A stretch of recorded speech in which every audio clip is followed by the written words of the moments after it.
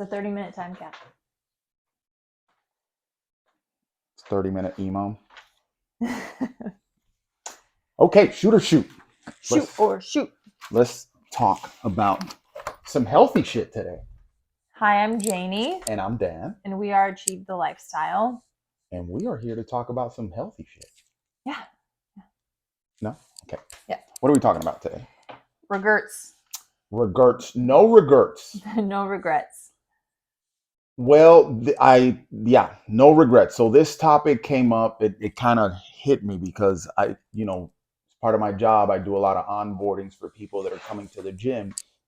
And I started noticing a trend with the conversations I was having with people, older people, 50s, 60s, and they were kind of expressing, that they're in this rush now to get stronger, to get healthier, like they really want to pay attention to what they're doing and they want to do better because they're on that, later part of life and they're feeling the consequences of never making their health a priority, and their quality of life kind of is diminished by this factor.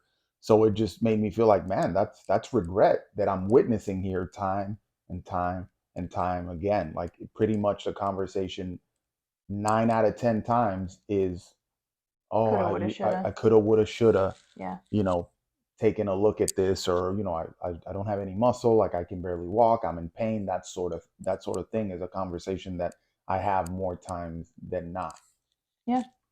No, I see it a lot with my patients where unfortunately by the time they get to me, they're so far gone, and I mean in a health sense where they have no other choice but to do medications. I mean, ultimately they have a choice, but to keep them safe. But I really try to stress to my patients early on, make these decisions now to be healthier so that later on in life, we're not starting from such a deficit and you don't regret not taking these steps earlier. And so it's a common conversation. And the studies out there show that annual physicals don't really move the needle too much on your overall health.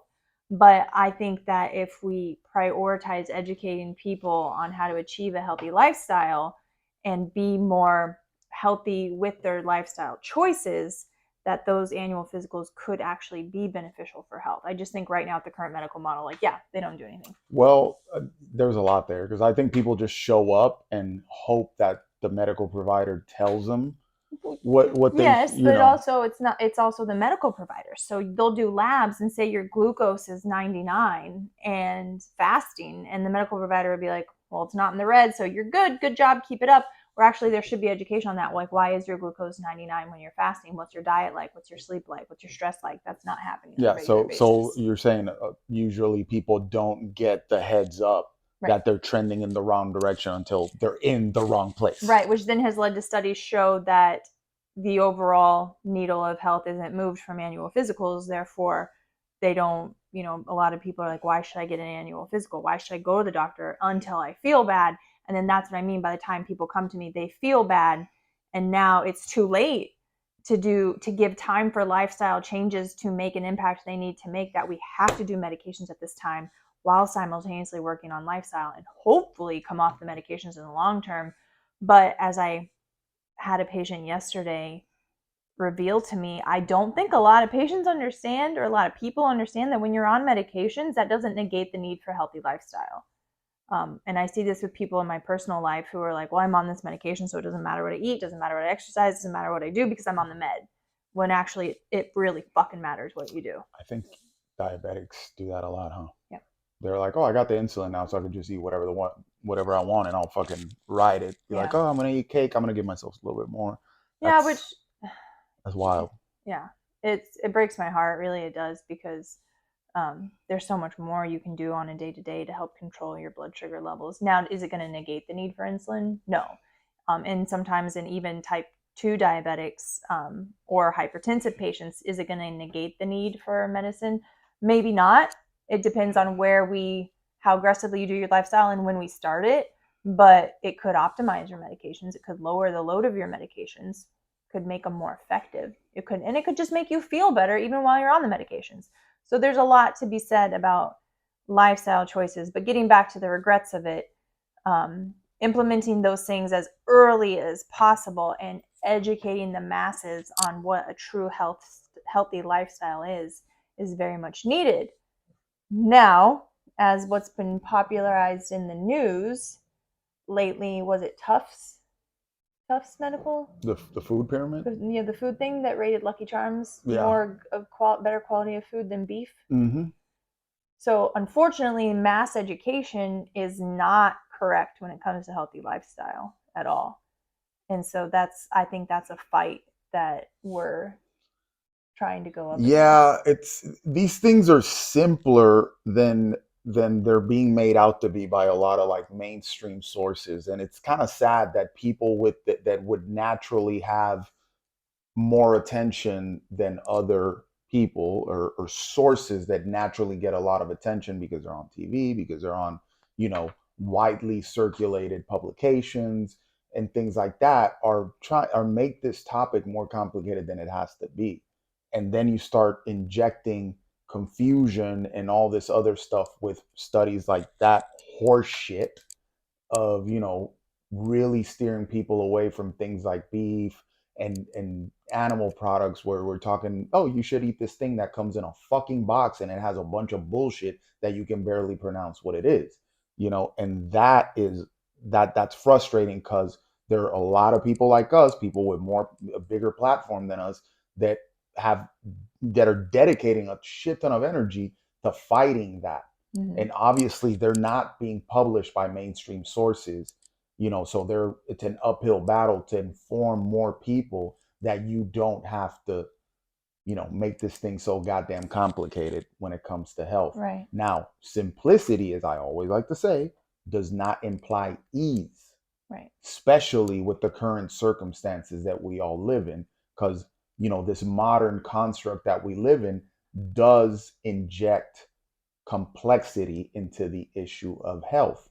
We start talking about environmental toxins, and we start talking about, the blue lights and the screens and all this shit that we use for convenience doesn't necessarily mean that it makes our life better, because it's affecting our health. Mm-hmm. Okay. And to stay on the, in this, you see this kind of caveats, or it plays into our next topic. But before we head that way, Before we staying head on down that aisle, before I head down that aisle, hey, they don't know because you we're going know, to talk about grocery stores. So there was a joke um, there. yeah.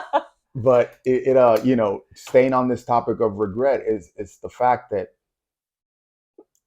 health is the most valuable thing that you will ever own. Fucking period. The end. No argument. I don't care if you are a gazillionaire. Your most valuable possession will be your health. Why? Because it's going to dictate your quality of life more than anything else. Question that I like to ask people: if you were offered $100 million right now, people are like, oh yeah, give me that shit. I experienced this in a room full of people because I was giving a presentation.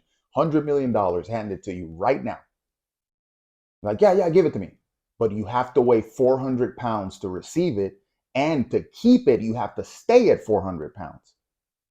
And that gets everybody thinking like, oh shit, maybe I don't want the $100 million. You will not be able to enjoy that money if you can't walk around, if taking 2 steps leaves you winded. If you can't get on a plane without having to need to buy the entire freaking section because you don't fit in a regular seat.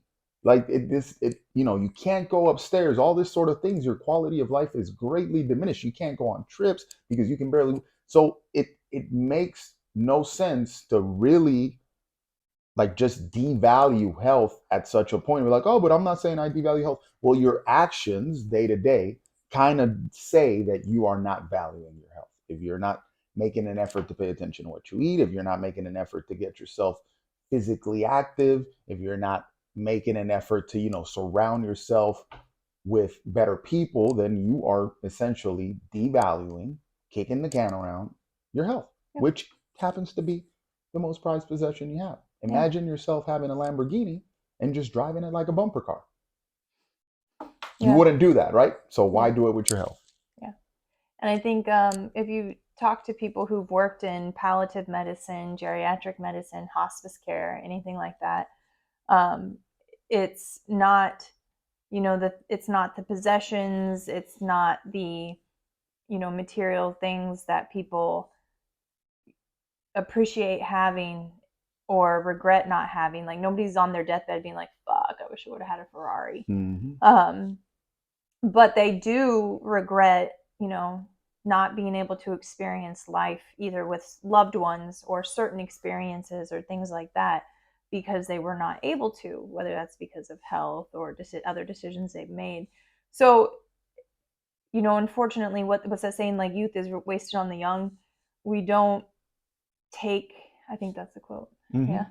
We take for granted a lot of things early on in life, and unfortunately by the time we get to an older age to realize that we should have made changes, a lot of people just give up because they think it's too late, or they're already so far gone in a health manner that the healthful changes won't make the same impact as they did earlier on. Mm-hmm. Right? And so, and Dan can speak to this much more. It's never too late, regardless of how much of a change that healthy lifestyle is going to make, to implement those healthy Yep. changes. He has a lot of clients that are older, more mature in age, and but they get after it and they have fun, and I would say that they improve their quality of life and their health You know, by doing so. yeah, no doubt. It's never, listen, it ain't over till it's over. When they're throwing dirt on you, then it's over. But till then, you need to like get after it. You see what I'm saying? Even if you have 2 days left or if you have fucking 30 years left, like just get in there and God damn it, fucking go to war with it, you know? It ain't over till it's over. So I don't want you to think that it's too late to start. No, that Mm-hmm. is not what we're saying. I'm giving you the pain point, meaning if you don't start, you will undoubtedly reach a point where you will say, fuck, I should have taken care of myself. Yeah. No doubt, 100%, I'll take that bet any day, twice on Sunday, that will come.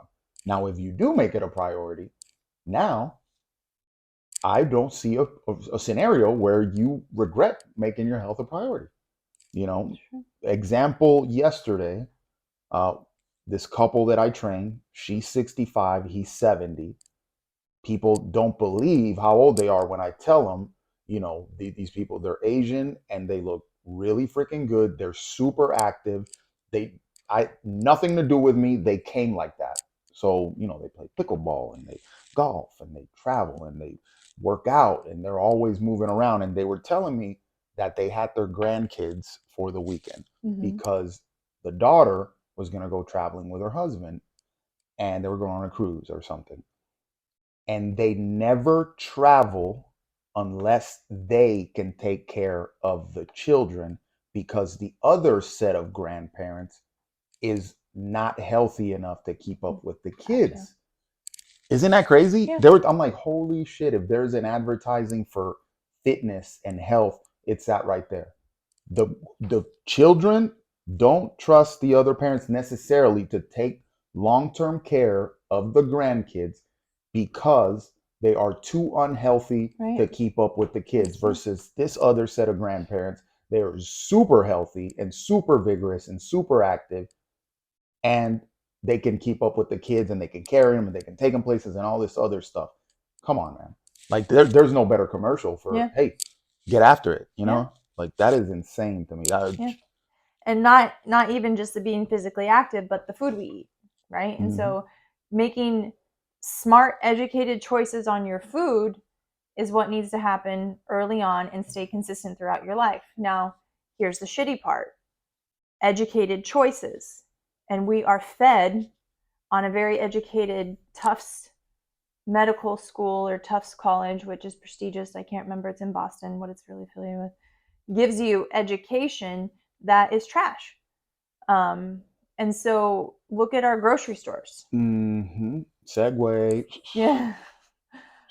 Grocery stores, how long have we been heard? Have we been heard? How long have we been telling people, have we heard to shop the perimeter, shop the perimeter, shop the perimeter? If you want to lose weight, well, fuck losing weight. If you want to be healthy, shop the perimeter. And that's because in the US, we are just at so much convenience given just a bunch of shit that's terrible for us. And so that's like a really hard battle. Yeah, it sucks to go to tell people, and this is like a cold shower early in the morning when you realize that 99% of the stuff that they're telling you is food and that you can eat and that it's, trusted by reputable sources and verified and all this other bullshit is actually not the case, that you probably shouldn't be eating that if you give a shit about your long-term health. That is a cold shower right there. You walk into a grocery store and to realize that and it doesn't matter which one it is. Could be Whole Foods, I don't care, Trader Joe's, whatever. And to realize that everything in that store, the vast majority of the things in that store are one, things that you don't need to consume. Two, have ingredients that you don't know what they are and that will probably affect your long-term health. And three, they're like mislabeled, like, oh, this is organic. Well, what the fuck does organic mean anymore? I Yeah. remember a day when organic meant that, the farmer brought it to the store right there. Boom. This is, this egg is straight out of the chicken's ass. That ain't the case anymore, you know? Yeah. So it's this thing like we're going back to the whole societal structure of injecting complexity into things that really shouldn't be. Yeah. Oh, I'm eating this cereal, but it's organic. It's a protein cereal. The fuck is a Oh my protein god, I cereal? remember What the in fuck PA is a protein school, I cereal? was trying to be healthy and I was eating, I think it was like Kashi protein cereal. Hmm. I've never farted so much in my life. So you tell me what something was wrong with that. The fuck is a Something's not protein right with cereal? that cereal if it causes it like I mean my body did not like it. Yeah, yeah. Like I'm just like I heard that from a previous client way back. Oh, I'm eating this protein. I'm like, what in the fuck is a protein cereal, bro? Eat some meat, eat some fish, eat some goddamn chicken, Eggs. eat some eggs. You Yeah. know what I'm saying? What is a protein Right. cereal? What are we talking about here? Yeah, and so and it's interesting because I don't know, just the dive I've done into it, and this is keeping it very broad, but anytime that you look at things like, and you start to find out, well, cereal is not healthy for us. Do we need to be consuming this much grains? Because if you look at the tip of the popular food pyramid, it's, grains are on the bottom, it's the most you should consume. Um, why is high fructose corn syrup in foods and, all these things? And if you look at it, and you just see time and time again, well, somebody wanted to make more money, that somebody was friends with somebody in the government and got recommendations to be changed so that they could monetize what they wanted to flourish and have more people eat it. So it's, fucking Kellogg's, the high fructose corn syrup. Procter and Gamble. Yeah. And then, and if you notice that, they demonize meat. So then you're like, well, if I can't eat meat, what do I eat? Okay, I can eat whole grains and get protein from that. And then if you follow the timeline, heart disease, obesity, diabetes, everything skyrockets when this up. Oh, but now those people like Kellogg's Big Food is also friends with Big Pharma. Well, now we have all these medications for diabetes. Oh, fuck, they also help with obesity. And now these hypertensive and cholesterol medications. So, yeah, keep eating this stuff. It's healthy. Keep demonizing meat. But when we were eating meat and we're eating as much whole grains, we didn't need these medications, but people weren't making as much money. So sad, right? Um, Yeah, so it's if you right really there. look into it, it's not a surprise. And the government that makes these recommendations, the medical societies that make these recommendations, you got to see who their pockets are lined by. And it's not a mystery. You just have to look. Yeah, this is very easily verifiable stuff. Um, like I always say, we're just people on the internet asking questions. We're just asking questions. Yeah, and so And we're not telling you, I mean, if you want to eat Lucky Charms and Cheerios, eat Lucky Charms and Cheerios, but do yourself a favor and look into why that recommendation is being made to you as that being healthier. And do you agree with that recommendation, the whole facts of it? And if you agree with those facts, Darwin was right, survival of the fittest. well, I even before you even deep dive, turn the box around.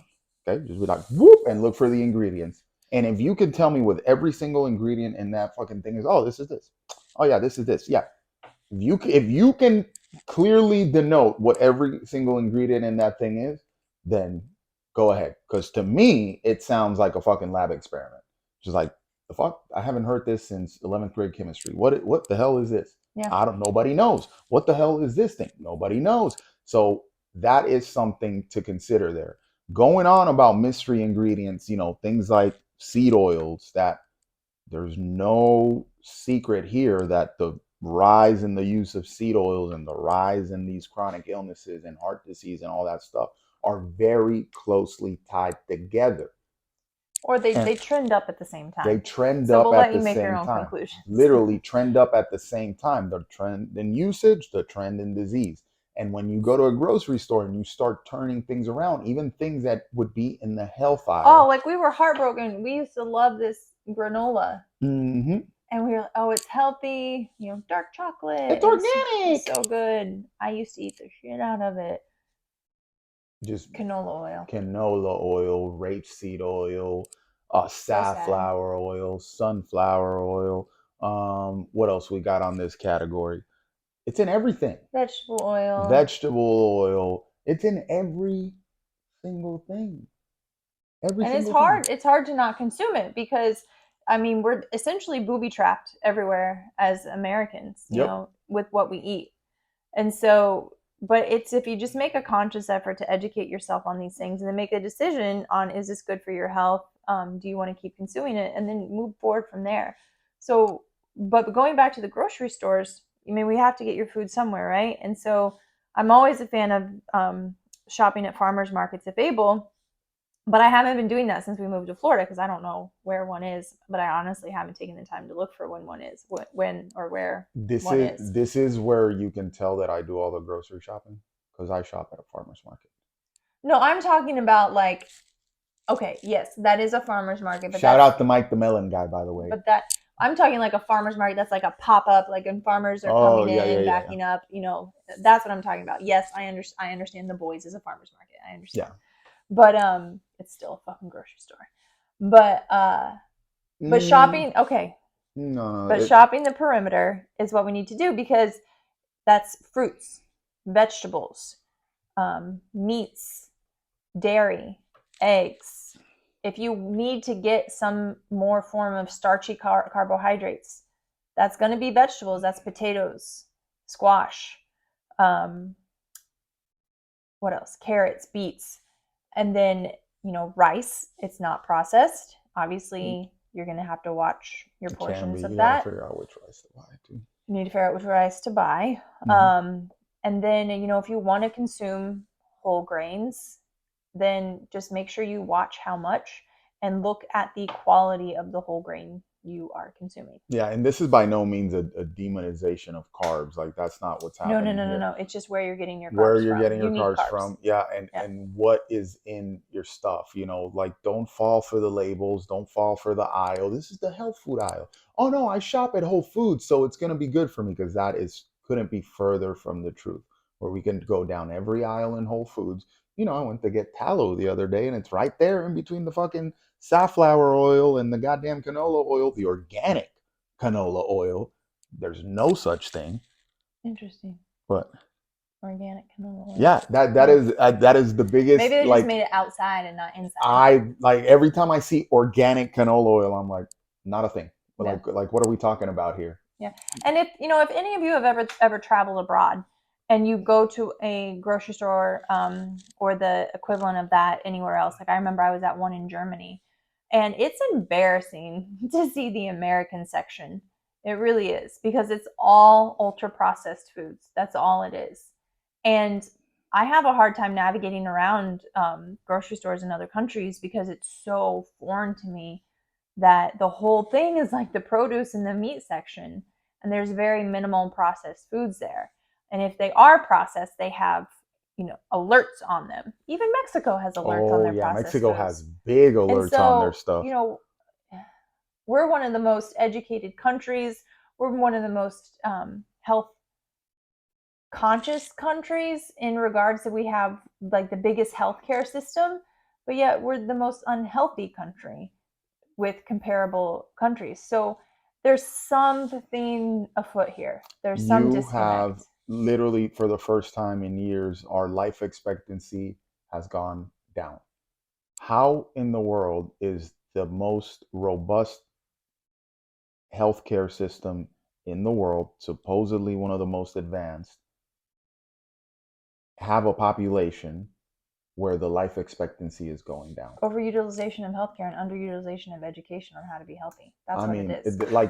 this is not a like, you might be like, oh, these motherfuckers are on the conspiracy theory shit. No, this is clearly, there's a correlation here, and there's something afoot that is Yep. happening with our health and our life expectancy trending downwards when we have the most technology. We're talking to you on some crazy contraption here that you hold in your hand all day, every day, and it literally has access to every single piece of knowledge ever known to man. It's right there in your pocket. Yeah. And here we are, life expectancy trending downward. Yep. What in the hell is going on? And I would venture to say that the food that you're putting in your gullet is a big part of it. Mm-hmm. And the stuff that we are marketed as, oh, this is good for you. Listen, we've been there. We fell for that. We're like, oh, buy this, like Janie said, this granola, blah, blah, blah, blah. And then you come to find out, when you really read into the ingredients and what they are, it's bullshit. Yeah. Almond milk, coconut milk, things like that, where they have carrageenan in them. This is a big one, the carrageenan, gut inflammatory, possible like stomach cancer causing ingredient there, that Right. is in most healthy Yeah. Yeah. alternatives of milks. It's a thickener. They use it as a thickening agent. Right. And here's the part that gets you fucked up. We've known since the 70s that it probably wasn't fit for human consumption. Right. And Yet so the FDA allowed it. When this concern was brought up, then it was allowed